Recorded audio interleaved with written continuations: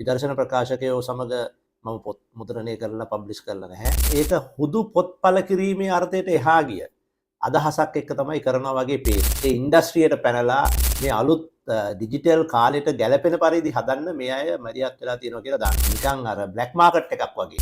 ගැලපෙන අය නොගැලපෙන අය දෙගොල්ලම පැනලා බලය අල්ලගෙන කියලා තමයි පේන්නේ. මෙවර කොළඹ පොත් ප්‍රදර්ශනය සම්බන්ධව මේ වෙනකොට ජනගත වෙලා තියෙන එක අදහසක් තමයි විදර්ශන ප්‍රකාශකයෝ ආයතනය මෙවර සහභාගී වෙන්නේ නැහැ කියන එක. මේක සම්බන්ධව සමහර අය දැන්ටත් අදහස් පළ කරලා තියෙනවා. මට හිතුණා මේ සම්බන්ධව යමක් ප්‍රකාශ කරන්න ඕනයි කියලා. විශේෂයෙන්ම විදර්ශන ප්‍රකාශකයෝ සමග මම පොත් මුද්‍රණය කරලා පබ්ලිෂ් කරලා නැහැ. අපි මේ රටේ ශාස්ත්‍රීය ලේඛනය සම්බන්ධව උනන්දුවක් දක්වන අය, ඒ වගේම පොත්පත් කියවන අය. ඒ නිසා මේ ඉන්ඩස්ට්‍රි එක, මේ ව්‍යාපාරයේ යම්කිසි දුරකට ප්‍රමිතියක් ඇතුලේ යන්න ඕන කියලා විශ්වාස කරන අය.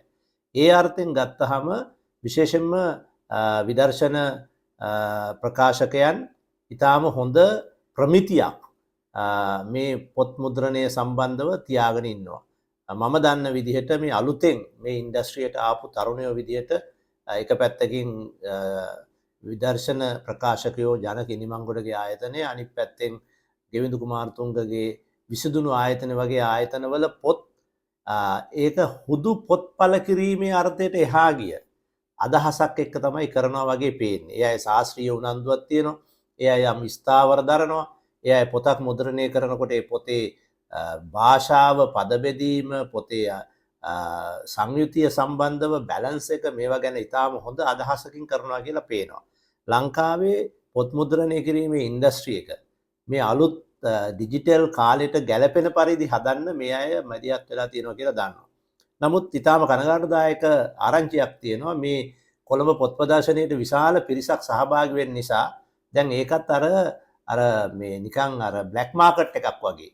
ප්‍රකාශකයන් වැහි වැහැලා ඒගොල්ලෝ මේ ආයතනයේ අයිතිය අල්ලගෙන කියලා තමයි අපිට තියෙන ආරංචිය. අපි මේවා ගැන හරියටම දන්නේ නැහැ.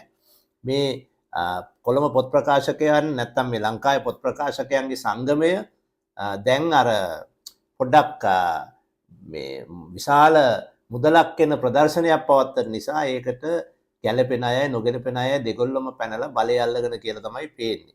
ඉතින් මේවා රටක ශාස්ත්‍රීය උන්නතිය බලාපොරොත්තුවෙන් වැඩ කරන අයට කනගාටුවට හේතු. ඒ නිසා මම හිතන්නේ විදර්ශන ප්‍රකාශකයන්ගේ මේ ඉවත්වීම කළමනාකරණය කරගෙන නැවත ඒ අය මේ පොත් ප්‍රදර්ශනයට සිටීම මම හිතන්නේ වැදගත් කියලා.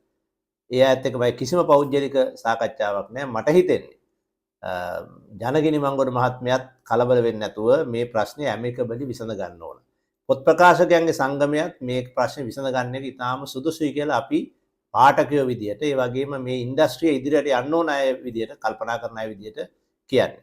නිසා මම හිතන්නේ මේ ප්‍රශ්නයක් තියෙනවා නම් ඒක විසඳගෙන විදර්ශන ප්‍රකාශකයන් වගේ ආයතනත් පොත් ප්‍රදර්ශනයේ ඉන්න පරිදි මේක කළමනාකරණය කරගන්න අවශ්‍යයි.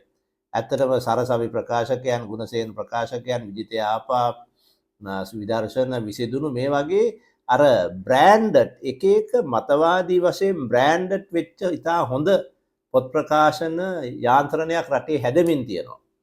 ඒක මේ හතු පිපෙනවා වගේ බිස්නස් එකට, මාකට් එකට ගැලපෙන පරිදි පොත් ප්‍රකාශන ආයතන හදලා ඒගොල්ලෝ බලය අරගෙන ඒ ඉන්ඩස්ට්‍රියට පැනලා ඒකේ ඇත්තටම ස්ටේක් එකක් තියෙන අයව අයින් කරනවා නම් ඒක හොඳ එකක් නෙමෙයි. ඒ නිසා මම මේ කියන්නේ මේක හදාගන්න එයාත් මේක ඇතුළට එනවා නම් ඊටාම සුදුසුයි කියලා.